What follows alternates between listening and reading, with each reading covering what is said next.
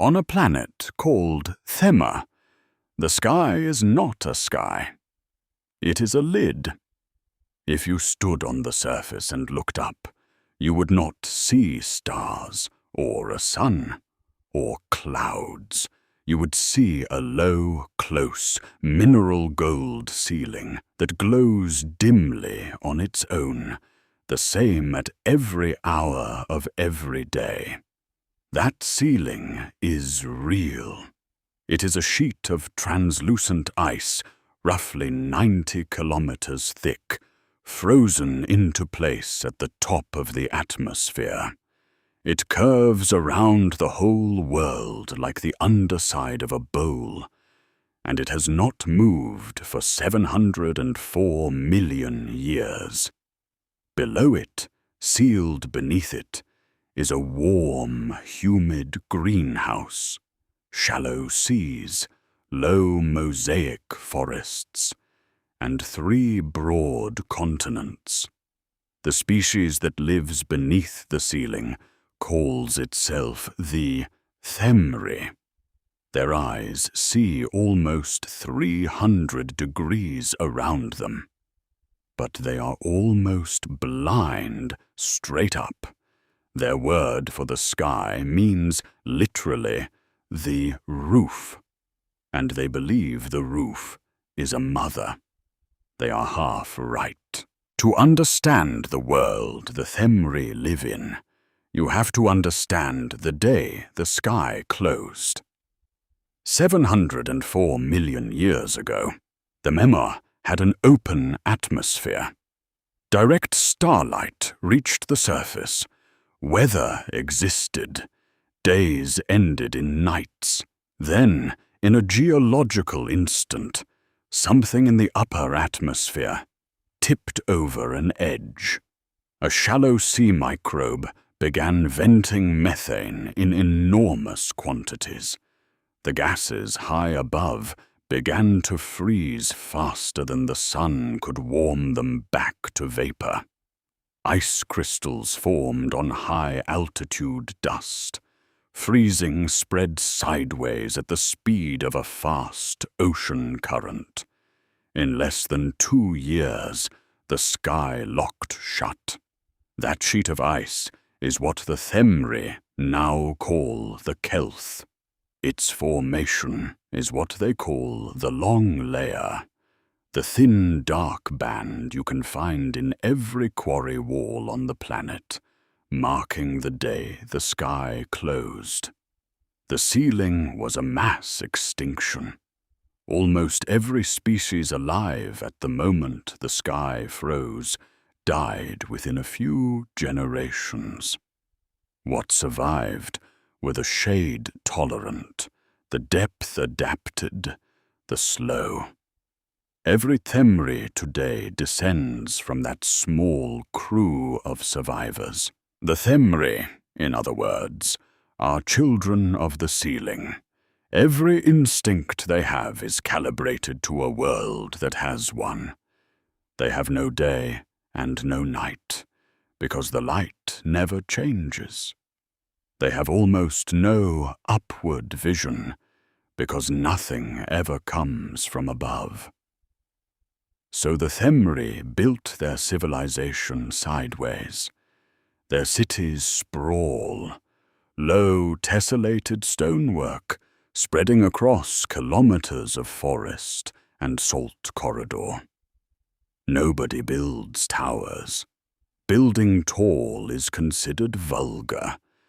An old teaching says a building that reaches upward is pressing against the mother. So no observatory on the planet has ever been tall enough to notice that the ceiling has thickness. A species that cannot look upward learns instead to look downward. Their flagship science is paleontology, the deep record of the planet itself. Their central institution is called the Order of the Long Layer. The Order tends the fossil archives and interprets what the deep record says. Order doctrine holds that the ceiling was the mother closing the world to protect it. And the 5 dark bands in the strata above the long layer are episodes of her grief. There is a smaller, older tradition on Themr, called the Deep Readers. For 2 centuries they have argued quietly that the mainstream reading is wrong. The Deep Readers say the pre-sealing fossils have functional eyes for a light the Themri no longer have. The Order teaches those eyes are malformations. This is where the story turns for the first time, quietly. A generation of Themri paleontologists working across the 3 continents begin comparing notes on the 5 extinction horizons above the long layer. 3 things emerge. First, the horizons are almost evenly spaced through deep time. The average interval between them is roughly 40,000 years. The Order's grief doctrine has never predicted a periodicity, but the record has one. Second, each horizon is marked in the ice of the canopy directly above it with a small circular patch of scorched carbon, as if something had once burned through the ceiling at a single point, old, healed over. But there. Third, each horizon contains a chemical signature that does not match any known Themri organism. The geochemists call it Paleocontaminant Class 7. For the first time in Themri history, the pattern is drawn on a single wall of the long layer observatory. 5 horizons, 5 scorch patches, 1 chemical signature, on a repeating clock. A person walking past it could look at it and understand very little. A person who had also read the Deep Readers could look at it and go cold. In the same season, 2 things happen. A geochemist finishes a long study of the Paleocontaminant Class 7 signature. She has compared it to every known metabolic fingerprint on Themr. Nothing matches. Late in the project, almost as an afterthought, she compares the signature to a theoretical class of biology the Themri have discussed but never observed. Organisms that would live on radiation directly, converting starlight into chemistry without any intermediate step. On Themr, this has always been a category. Nobody has ever found one. The Paleocontaminant Class 7 fingerprint matches the theoretical fingerprint of radiation-fed biology exactly. She publishes the result as a curious correlation. She does not propose that anything on Themr is currently radiation-fed. There is nowhere on Themr for such biology to live. At almost the same time, an astronomer named Iselen Tep-Voreth logs an unusual reading on the underside of the ice, something moving on a nearly vertical trajectory. She tracks it for 3 days. She calculates its mass. She calculates its angle. And she files a report 3 hours before it hits. The broad Concorde does not have time to move a whole latitude. Themri gather in the amphitheaters for the sealing listening rite. And on the 70th hour, a hole opens in the sky. A hole 2.5 kilometers wide opens in the sky over the northern continent. A point of light shines down through the gap, small, fixed, burning. The Themr have no word for what it is. The priests reach for language. They call it the mother opening her eye to look on her children. The Themr believe them.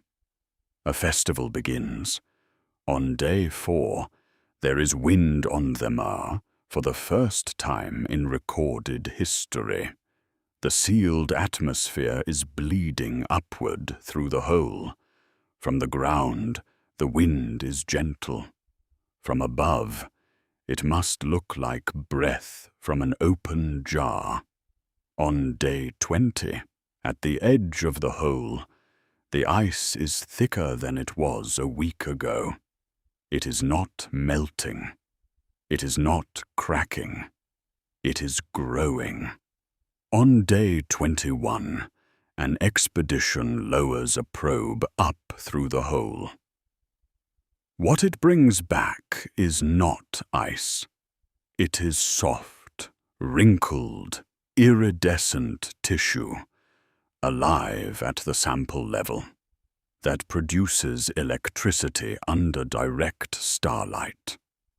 A biologist named Sarayath Ren Kolath runs its isotopic signature. It is paleocontaminant class 7. That night, she compares 3 pre-sealing eye fossils to the light coming down through the hole. The 2 spectra are the same. They are looking at a sky their ancestors knew, and at what their ancestors were locked away from. Nothing about what happens next is dramatic in the way the Themr would want it to be. There is no last-minute plan. There is no way to patch a hole 2.5 kilometers wide in a sheet of ice 90 kilometers thick, not with a civilization that has never launched anything above ground level. The organism above them has no head. It has no eyes. It has no intent. It is a continent-wide sheet of tissue doing what any organism does when a food source suddenly becomes available. The fossil record, which the Themr built their whole science on, turns out to have been a warning the whole time.